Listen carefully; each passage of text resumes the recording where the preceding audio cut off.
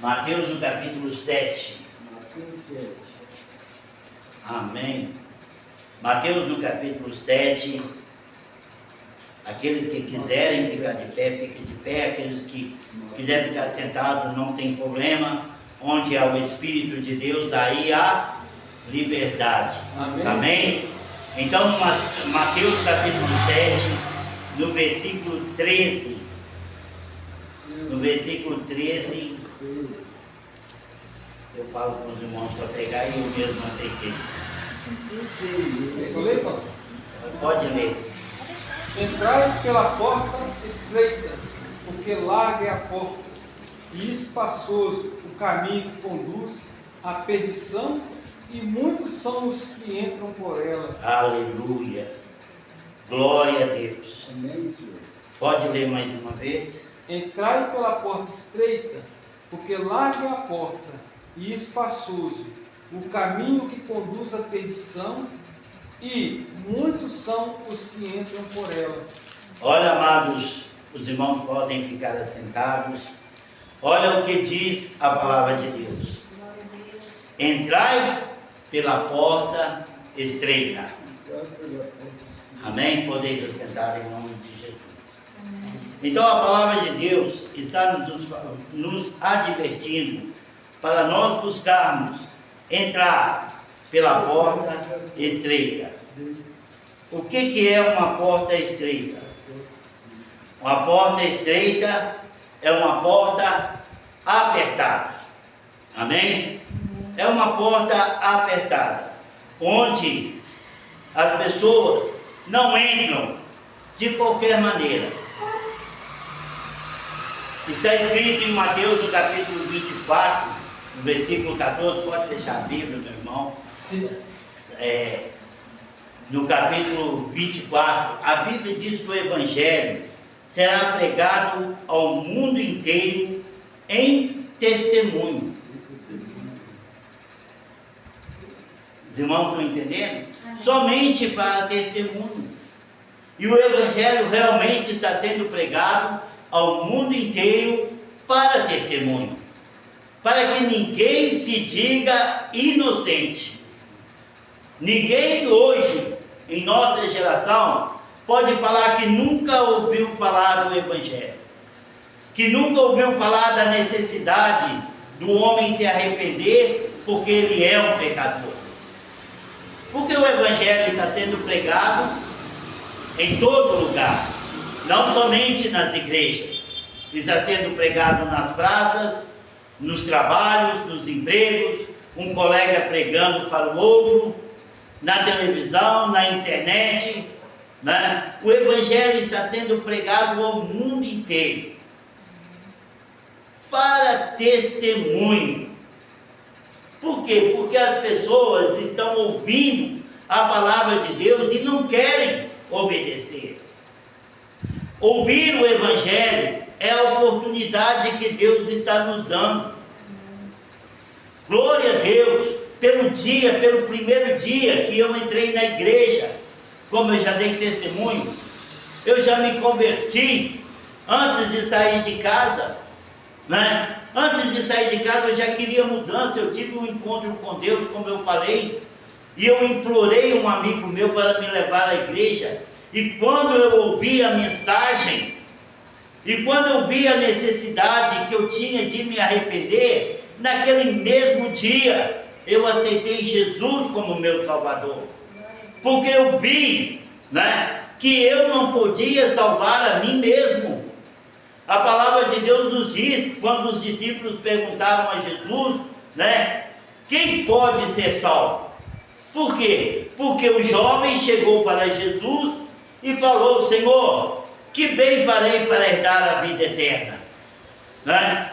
E Jesus começou a citar os mandamentos para ele: amarás o Senhor teu Deus de todo o teu coração, de toda a tua alma, de todo o teu entendimento, e ao próximo como a ti mesmo. Honra teu pai e tua mãe, não matarás, não adulterarás, né? Quando ele ouviu aquilo, ele ficou todo alegre. Eu já falei isso para os irmãos. Aquele jovem ficou todo feliz, todo satisfeito. Por quê? Porque ele se viu aprovado para o reino dos céus. Ele falou: opa, conquistei o reino dos céus. Agora sim, eu falo: Senhor, tudo isso eu tenho feito. E Jesus falou com ele: ainda te falta uma coisa. Só, irmão Geraldo, só faltava uma coisa para ele entrar no reino dos céus. Jesus falou: vai, vende tudo que tem, dá aos pobres e vem e segue. Simples.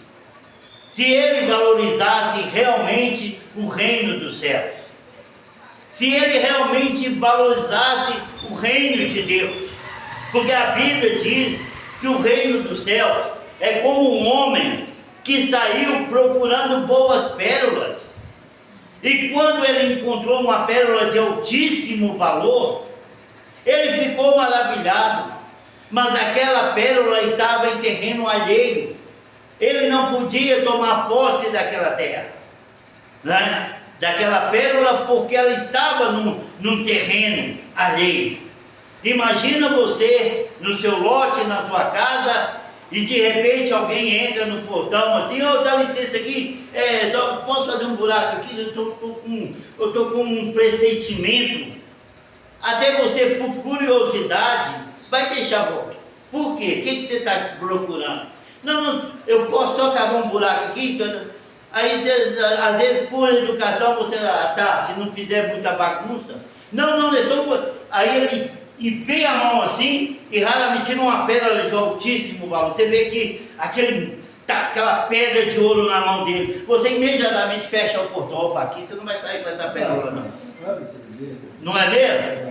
Você não vai sair daqui com essa pérola é minha, o terreno é meu. Foi eu gasto. Não, essa pérola é minha. Porque está no meu lote, está no meu terreno.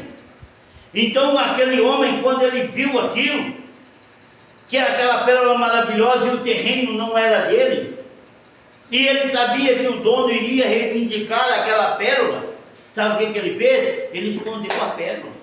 Ele tampou ali, correu em casa, vendeu tudo o que ele tinha. Vendeu sua casa, vamos colocar como se fosse no dia de hoje. Vendeu sua casa, vendeu seu carro, vendeu seus móveis, vendeu sua fazenda. Ele vendeu tudo que ele tinha.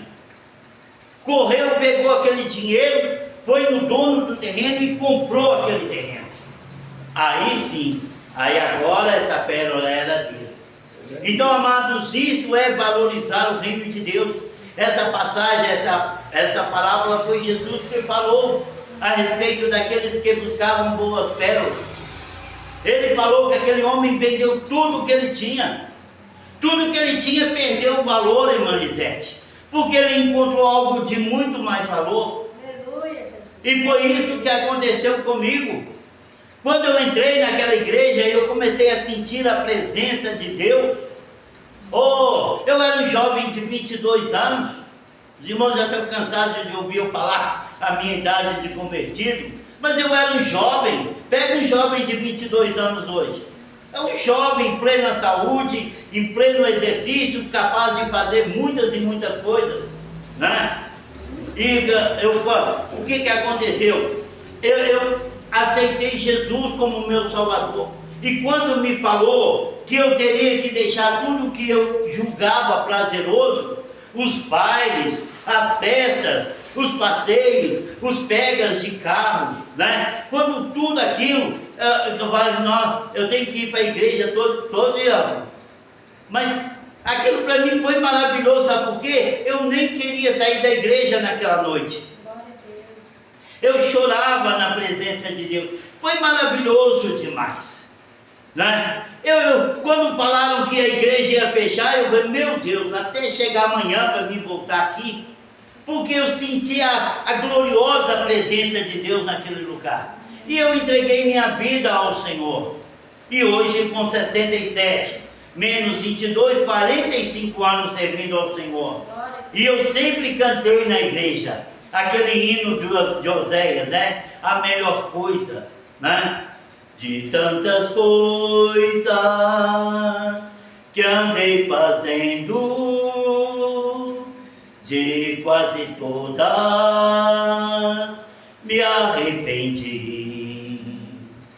mas houve uma especial, foi a mais certa que escolhi, a melhor coisa que eu já fiz em toda a minha vida, salvou-me por um triz, em aceitar Jesus, sinceramente foi a melhor coisa que eu já fiz. Aleluia! E essa, amados, é a melhor coisa que eu fiz em toda a minha vida. Aquele dia, para mim, foi um marco na minha vida. Aquele dia foi como Enoque, né? A Bíblia diz que Enoque, ele viveu 65 anos, né? Mas após os 65 anos, ele encontrou com Deus, e ele passou a andar com Deus. A Bíblia diz que andou Enoque com Deus, e o Senhor o arrebatou para si.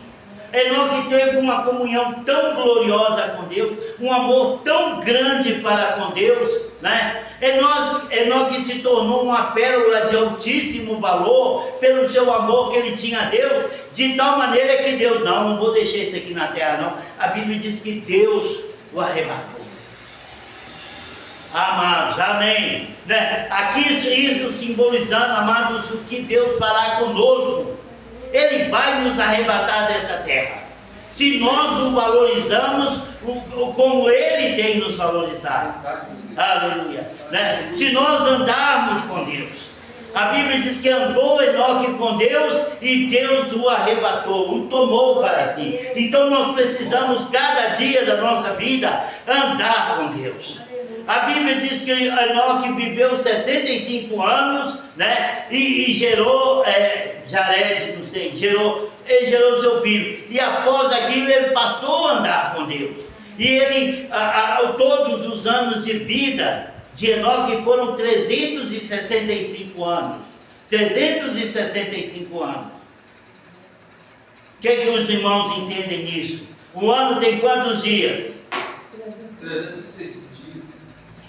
365 dias. Então nós precisamos andar com Deus 365 dias do ano. E no ano bissexto, 366 dias com Deus. Nós precisamos, amados, andar com Deus. Nós precisamos buscar a Deus, valorizar o nosso Deus, porque Ele é maravilhoso. Amados, nós não podemos deixar que o Evangelho seja pregado para nós somente para testemunho. Nós não podemos deixar que o Evangelho entre pelos nossos ouvidos e saia pelo outro. Nós precisamos, né, pegar a palavra de Deus que entra no nosso ouvido, guardar no nosso coração, porque dessa maneira que nós vamos santificar as nossas vidas. A Bíblia diz assim, né? Como guardará o jovem o seu coração? Observando segundo a tua palavra. Então nós precisamos guardar esta palavra em nossos corações. Aleluia. Mas eu gostaria ainda de fazer, com a graça de Deus, ainda uma leitura para os irmãos. Não precisam abrir as suas Bíblias, só prestar atenção. Em Mateus, no capítulo 7, no capítulo 7, versículo 24, diz assim: todo aquele, pois, que ouve estas minhas palavras e as põe em prática, será comparado a um homem prudente, que edificou a sua casa sobre a rocha. Irmão Toninho, o senhor construiu a sua casa ou comprou? Construiu. Qual a primeira coisa que o senhor fez? Foi o alicerce? O senhor construiu fora do alicerce? Não, né? Não. O senhor construiu em cima do alicerce, rocha, cimento, pedra, brita. A casa do Senhor está segura, porque o Senhor construiu sobre a rocha. Amém? Amém. Isso é o homem sábio, o homem prudente. Se algum louco ali construir uma casa sem alicerce, ela está de pé, mas qualquer ventinho pode derrubar ela. Por quê? Né? Qualquer ventania um pouco mais elevada vai arrancar esta casa.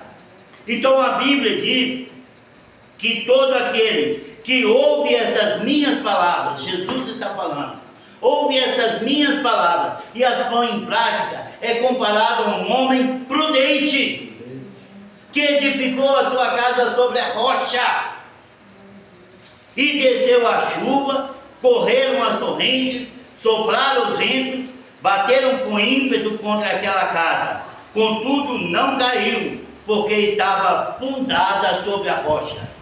Por que a casa não caiu? Porque estava fundada sobre a rocha. Vieram a tempestade, vieram os ventos, vieram tudo, né? Vieram soprando os ventos, bateram com ímpeto contra aquela casa. Ela não caiu porque estava edificada sobre a rocha. Mas agora Jesus começa a falar de outro homem. A Bíblia diz assim: mas todo aquele que ouve estas minhas palavras e não as põe em prática, não obedece, está ouvindo, não põe em prática, não obedece, será comparado a um homem insensato, que edificou a sua casa sobre a areia, sobre a terra, e desceu a chuva, correram as torrentes, sopraram os ventos, e bateram com ímpeto contra aquela casa, e ela caiu. Ela caiu. E a Bíblia continua: e grande foi a sua queda. Aleluia. Ao concluir Jesus esse discurso às multidões, as multidões se maravilhavam da sua doutrina, porque as ensinava como tendo autoridade e não como os escribas. Jesus ensinava com autoridade, porque ele vivia. Amados, nós precisamos tomar cuidado com a quem nós estamos ouvindo. Qual o pregador? Se o pregador não vive aquilo que ele prega, ele é simplesmente um escriba, porque isso eram os escribas daquela época. Eles tinham conhecimento da palavra de Deus, eles tinham a palavra de Deus em suas mãos, mas eles não obedeciam. A Bíblia, Jesus fala até de uma vez: ai de vós, escribas e fariseus, né, que por pretexto fazeis longas orações na casa da viúva. Pretexto para passar a noite com a viúva. A verdade é essa. Então, Jesus falou: tomai cuidado com esses homens. E hoje nós precisamos tomar cuidado com muitos pregadores. Nós precisamos fazer, porque, como nós começamos no início, a porta do reino dos céus ela é estreita. A porta do reino dos céus não me deixa, Melisete, levar os meus filhos. Não me deixa levar a minha esposa. Porque eles têm que batalhar pela salvação deles. Eu estou ensinando. Eu estou dando testemunho. Eu sou testemunho digno do meu lar. Minha esposa às vezes até reclama um pouco comigo: mas você só fica orando, lendo a Bíblia. Aí eu tiro tempo com ela. Mas tá claro, irmão, não é com exagero. Mas às vezes ela reclama, só estou falando isso para os irmãos entenderem, né? Eu tenho 2 Bíblias, e a dessas aqui, e elas faltam páginas. São todas elas, tudo marcada aqui, ó. Os irmãos veem aqui, ó. A outra Bíblia está mais péssima condição que essa aqui, ó. Tudo, essa aqui, só os irmãos, para os irmãos terem uma ideia, eu tenho que, conforme a mensagem, eu tenho que levar uma Bíblia aqui, ó. Conforme a mensagem que eu vou pregar, que Deus colocar no meu coração, eu tenho que levar. Essa aqui, os irmãos podem ver aqui, ó, ela começa em Mateus capítulo 7. Essa aqui, a outra tem, mas a outra falta Apocalipse. Então, os irmãos estão entendendo? A outra termina em Hebreus. Depois de Hebreus não tem mais nada. Sabe o que é isso, amado? Os irmãos conhecem capinador, né? Claro, capinador do lote, né? Ele, quando ele tem uma enxada, ele capina dia e noite, o que acontece com a enxada? Ela vai desgastando. Às vezes a enxada é desse tamanho assim, depois ela fica pequenininha, aí ele troca, ele tem que trocar. Assim, amados, eu procuro guardar a palavra de Deus no meu coração, mas para guardar ela no meu coração, irmão Geraldo, eu tenho que meditar, eu tenho que olhar, eu tenho que fazer aqui, ó. Eu não posso pegar um versículo e depositar minha fé naquele versículo, eu preciso examinar.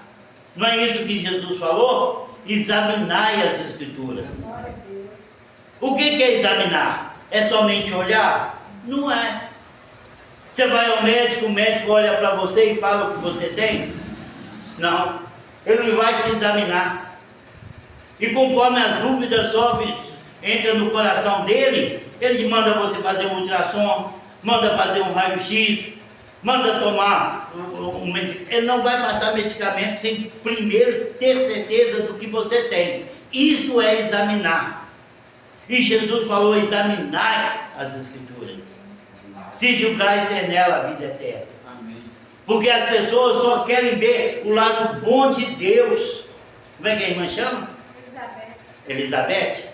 Elizabeth. Né? As pessoas só querem olhar o lado bom de Deus. Ah, Deus é bom, Deus é maravilhoso, Deus é amor. Mas esquecem que Deus também é justiça. Não querem saber que Deus é justiça. Como a palavra de Deus nos diz, né? Que todos pecaram. Romanos 3:23, todos pecaram e vão para o inferno. Não querem saber, não querem ouvir isso. Eles querem ouvir que Deus é amor. E essa mensagem que Deus é amor, puro amor e só amor, essa é uma mensagem que está levando as almas se perderem. Aleluia. Bendito seja Deus. Então nós precisamos abraçar a palavra de Deus. Nós precisamos examinar a palavra de Deus. Nós precisamos buscar ao Senhor com todo o nosso coração, com toda a nossa alma. Bendito seja Deus. Amém. Aleluia. Glória a Deus. Nós não podemos deixar ficar ouvindo o Evangelho somente para o testemunho, porque vai ser contra nós. Nós estamos ouvindo contra nós mesmos. Jesus falou: a palavra que eu vos tenho pregado, esta julgará o homem no último dia. Ele não falou: a palavra que eu vos tenho pregado, esta salvará o homem no último dia. Não, esta julgará. Então nós precisamos buscar ao Senhor. Nós precisamos dar ouvido à palavra de Deus, né? Porque é a palavra de Deus que tem o poder, através da obediência, salvar as nossas almas. Mas as pessoas só querem ouvir que Deus é amor, não querem ouvir que Deus é justiça, que Deus é justo, como a palavra de Deus nos diz, né? Que Deus de amor é esse? Que quando Adão e Eva pecou, imediatamente os expulsou do paraíso. Esse é um Deus de amor ou é um Deus justo? Que Deus de amor é esse? Que Sodoma e Gomorra vivendo em pecado. Pode sentar, fica à vontade. Que Deus de amor, pergunta aos irmãos, onde está esse Deus de amor que o mundo prega? Se quando Sodoma e Gomorra pregou, pecando, vivendo dissolutamente, matando, adulterando, roubando, né? Deus veio e destruiu Sodoma e Gomorra. Nós vemos ali um Deus de amor ou um Deus justo? Um Deus justo. Aleluia. Bendito seja Deus. Um Deus que, mas você quer saber o amor de Deus? O amor de, a Bíblia diz que Deus amou o mundo de tal maneira que deu o seu Filho unigênito, Pai, que todo aquele que nele crê, tem que crer nele, obedecer a ele, não pereça, não vá para o inferno, mas tenha a vida eterna. Aleluia. Quando Deus viu, né, Nínive, 120.000 almas, pessoas que estavam em tremendo pecado, pessoas que estavam vivendo uma vida dissoluta, né? Deus o que fez? Enviou Jonas para lá. Jonas não queria ir. Jonas tomou outro caminho. Mas Deus, pelo seu amor a Nínive, foi lá e tratou com Jonas. Os irmãos conhecem bem a história. Tratou com Jonas, e Jonas, os irmãos sabem bem da história. Deus trouxe um grande vendaval naquele navio que Jonas estava fugindo, e eles desesperados, procurando saber o porquê daquilo. E Jonas falou com ele: olha, eu estou fugindo do meu Deus. Se vocês me pegarem, me lançarem no mar, então o mar vai cessar. Amém. E o que eles fizeram? Pegaram Jonas e lançaram no mar.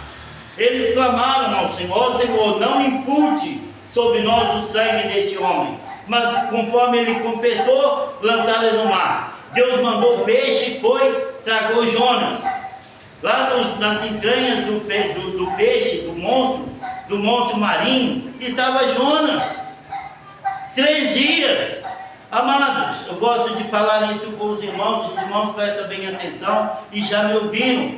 Tudo que nós comemos é um dia, 2 dias, já se transforma dentro de nós e nós evacuamos. Mas 3 dias Jonas estava intacto. O peixe não conseguia digerir Jonas. Aí Jonas atentou para isso e clamou ao Senhor, né? Clamou ao Senhor, e Deus ouviu o clamor de Jonas, e Deus mandou que o peixe vomitasse Jonas na praia, e lá estava Jonas pregando em Nínive.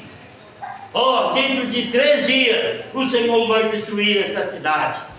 Dentro de 3 dias o Senhor vai destruir essa cidade. E Jonas andou às ruas de Nínive, pregando, até que aquilo chegou no ouvido do rei. Agora presta bem atenção, amado. As pessoas gostam de ouvir a mensagem do amor de Deus, não querem ouvir a mensagem do juízo de Deus. Mas Jonas estava pregando sobre o amor de Deus. Jonas estava: Nínive, Deus é amor. Eu vim aqui porque Deus falou, Deus é amor, Deus ama vocês. Deus ama vocês, Deus quer o bem de vocês. Foi isso que Jonas pregou? Não. Jonas pregou destruição. Jonas pregou morte. Jonas falou: dentro de 3 dias o Senhor vai destruir essa cidade. E quando chegou aos ouvidos do rei, né, o rei temeu. O rei ficou com medo. A Bíblia diz que o temor do Senhor é o princípio da sabedoria. Quando nós passamos a temer a Deus, nós estamos começando a ser sábios. E o rei temeu. Aleluia, bendito seja Deus. E o rei apregoou um jejum, né?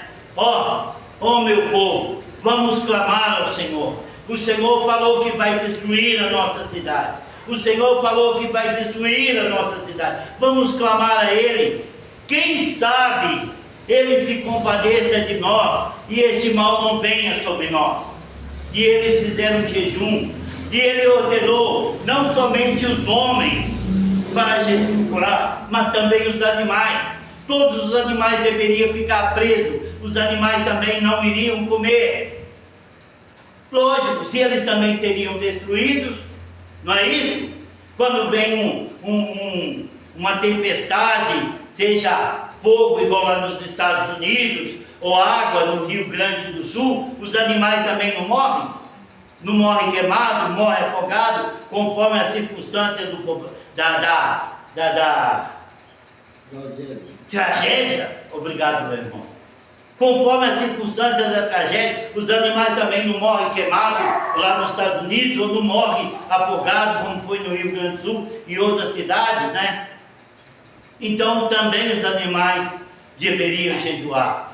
E ali o Senhor, por amor, né? Por amor a Nínive, quando Deus viu aqueles homens tudo chorando, as mulheres chorando, as crianças chorando, se arrependendo, pedindo misericórdia, né? Deus se quebrantou e perdoou Nínive. E a Bíblia dá testemunho de Nínive, irmão Geraldo. A Bíblia, Jesus fala que no dia do juízo, Nínive vai se levantar lá e vai condenar aquela geração que Jesus estava.